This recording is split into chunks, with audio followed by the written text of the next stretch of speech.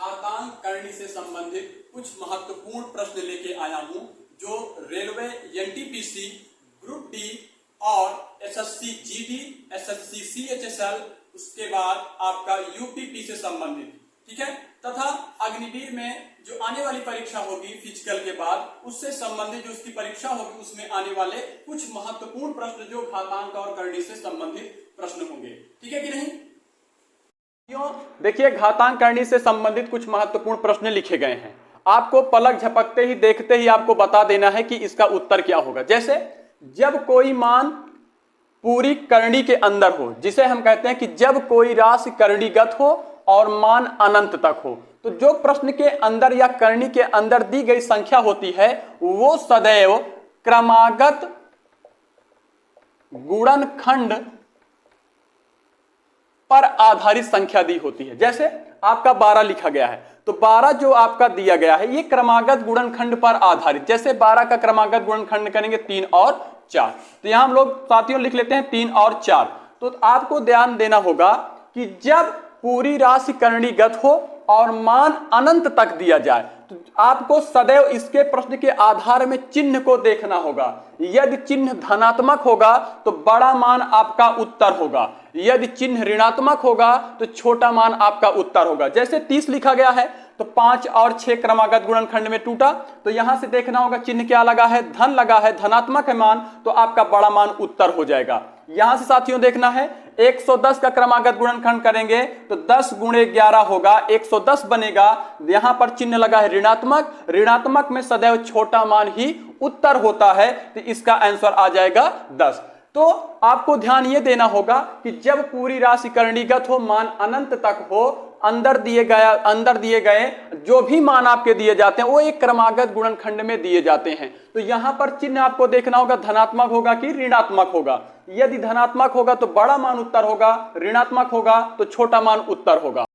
घातांक करनी में अब हम आपको लेके आए हैं दूसरा टॉपिक लेके आए हैं, जब पूरी राशि करणीगत हो, मान अनंत तक हो। अभी इसके पहले हम लोग यहाँ पर धनात्मक और ऋणात्मक पढ़े थे, लेकिन अब इस बार हम लोग पढ़ेंगे कि जब मान गुणनखंड में हो। तो आपको साथियों ये ध्यान देना होगा कि यहाँ पर जो अनंत का चिन्ह दिया गया इसकी वैल्यू आपको देखना होगा। जब मान आपका पूरी राशि करणीगत हो और मान अनंत तक दिया जाए और गुणनफल का चिन्ह या गुणात्मक प्रक्रिया में लिखा गया हो तो वही अंक जो आपका शुरू में निर्धारित किया जाता है, जो मान आपका दिया जाता है वही आपका उत्तर होता है। यहाँ पर आपका दिया गया है क्या 6, पूरी राशि करणीगत है, मान अनंत तक है और गुणन प्रक्रिया में दिया गया है, तो इसकी वैल्यू कितना प्राप्त होगी आपको 6 प्राप्त होगी। जब पूरी राशि करणीगत हो, मान अनंत तक हो और गुणनखंड प्रक्रिया में एक दूसरे से जोड़ा जाए, गुणनखंड में किया जाए, तो जो मान आपका दिया जाता है वही साथियों आपका उत्तर प्राप्त करता है। तो आपको ध्यान ये देना होगा कि जब चिन्ह आपको सबसे पहले ये देखना होगा कि राशि करणीगत है या नहीं। जब राशि करणीगत होगी, मान अनंत तक होगा, सबसे पहले आपको चिन्ह का निर्धारण करना होगा।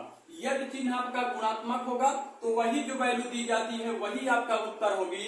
इस प्रकार आप लोग कभी भी कोई भी क्वेश्चन आपकी परीक्षा में आता है जो पूरी राशि करणीगत हो, मान अनंत तक हो और गुणनखंड प्रक्रिया में दी जाए तो वही आपका मान ही आपका उत्तर प्राप्त कर देता है, ठीक है। देखिए घातांक करने में अब हम आप लोगों के लिए लेके आए हैं कोई इससे संबंधित आपका नया पॉइंट, ठीक है। जैसे मैंने अभी इसके पहले आप लोगों को बताया कि जब मान पूरी राशि करणीगत हो, मान अनंत तक हो, लेकिन यहां पर देखिएगा आपको मान अनंत तक नहीं दिखाई देगा, यहां पर आपको वैल्यू प्राप्त करना होगा। तो इस प्रश्न को देखते ही आपको मुश्किल से 1 या 1.5 सेकेंड, ज्यादा से ज्यादा मैक्सिमम आपको 2 सेकेंड का समय लगेगा, ठीक है। जैसे इस प्रक्रिया को यदि आप प्रश्न को देख रहे हैं तो सबसे पहले आपको यह ध्यान देना होगा कि जो प्रश्न में अंक का निर्धारण किया गया है शुरुआत में, उसके बाद किस चिन्ह का प्रयोग किया गया है। साथियों यहां पर 11 के बाद धनात्मक चिन्ह का प्रयोग किया जाएगा। तो आपको पूरी संख्या लिखने की बजाय यहीं से आपको ध्यान देना यह होगा कि 11 के आगे, या देखिए यहां पर धन लगा है तो धन लगने पर क्या होता है कि 11 के आगे जो पूर्ण वर्ग संख्या होती है उसका वर्गमूल ही हमारे प्रश्न का उत्तर होगा। तो यहां पर लिखा गया है 11, 11 के बाद लिखा गया है धनात्मक। तो धनात्मक की प्रक्रिया में देखेंगे कि 11 के आगे पूर्ण वर्ग संख्या होती है हमारी 16, 16 का वर्गमूल हमारा उत्तर होगा। ठीक है, उस प्रकार यहां पर देखिए लिखा गया है 136, 136 के आगे है धनात्मक। तो आपको यह ध्यान देना होगा कि 136 के आगे पूर्ण वर्ग संख्या कौन सी होती है। तो 136 के आगे पूर्ण वर्ग संख्या होती है 144, उसका वर्गमूल ही हमारा उत्तर होगा। तो 144 का वर्गमूल हमारा 12 होता है। यहां से देखिएगा साथियों, यह लिखा गया है 76, 76 लिखा है। तो 76 के आगे दिया गया चिन्ह कौन सा है, धनात्मक। तो 76 के आगे पूर्ण वर्ग संख्या होती है 81, 81 का वर्गमूल होता है आपका 9। तो इस प्रकार आपको यह ध्यान देना होगा कि जब पूरी राशि करणीगत हो और मान अनंत तक ना हो, उसकी वैल्यू पूछेगा आपसे, तो आप सबसे पहले आधार की जो इकाई जो शुरुआत की संख्या होगी उसमें चिन्ह का निर्धारण किस आधार पर किया गया है, उस आधार पर प्रश्न का उत्तर देंगे। इस प्रकार के प्रश्न जब कभी भी आएंगे तो मुश्किल से 1 या 1.5 सेकेंड का या मैक्सिमम आपका 2 सेकेंड का समय लग सकता है साथियों। मैं गारंटी ले रहा हूं कि 2 सेकेंड से ज्यादा आपका समय नहीं लग सकता। साथियों, अब यहां से आपको देखना होगा कि पूरी राशि करणीगत दी गई है, मान अनंत तक नहीं है, वैल्यूज की पूछ रहा है। मान प्राप्त करने के लिए आपको प्रश्न में दिया जाएगा। तो मैंने आपको क्या बताया कि सबसे पहले जब पूरी राशि करणीगत हो तो आपको यहां देखना होगा, वैल्यू पूछा जाएगा। तो सबसे पहले यहां पर देखेंगे, ये है आपका 54।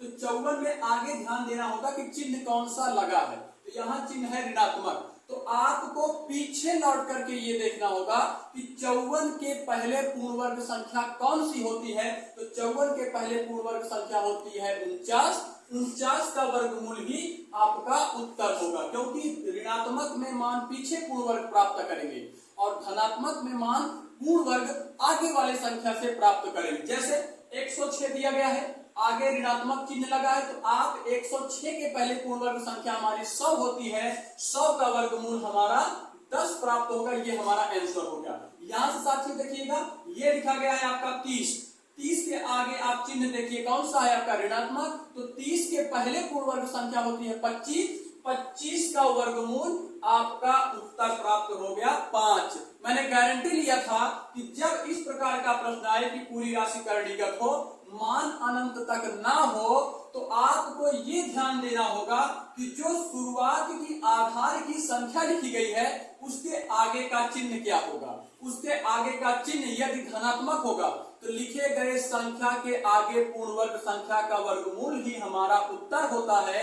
यदि आधार की संख्या के आगे चिन्ह ऋणात्मक हो तो उसके पीछे या उसके पूर्व आपका जो पूर्ण वर्ग संख्या होती है उसका वर्गमूल ही हमारा उत्तर होता है। तो इस प्रकार की जानकारियों के लिए आप हमारे चैनल पर इनोवेशन विद दीपक पर बने रहें और इस चैनल को आप सब्सक्राइब करें और हमारे कमेंट में आप हमको बताएं कि किस पॉइंट पर क्या प्रक्रिया की गई थी। ठीक है कि नहीं? तो आप हमको लाइक, सब्सक्राइब और कमेंट करके आप बता सकते हैं। ठीक है, धन्यवाद साथियों।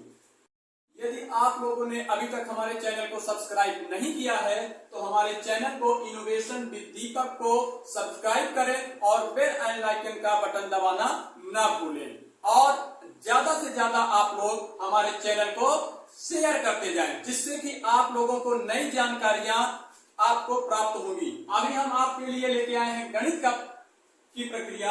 आगे हम आपको रीजनिंग संबंधी, जीएस संबंधी और हिंदी संबंधी आपको नए नए टॉपिक से रूबरू कराएंगे, जिनसे कि आप परीक्षा में सफलता प्राप्त कर सकते हैं। तो आप अभी तक हमारे चैनल को सब्सक्राइब नहीं किए हैं तो आप हमारे चैनल को सब्सक्राइब कर लें और बेल आइकन का बटन दबाना ना भूलें।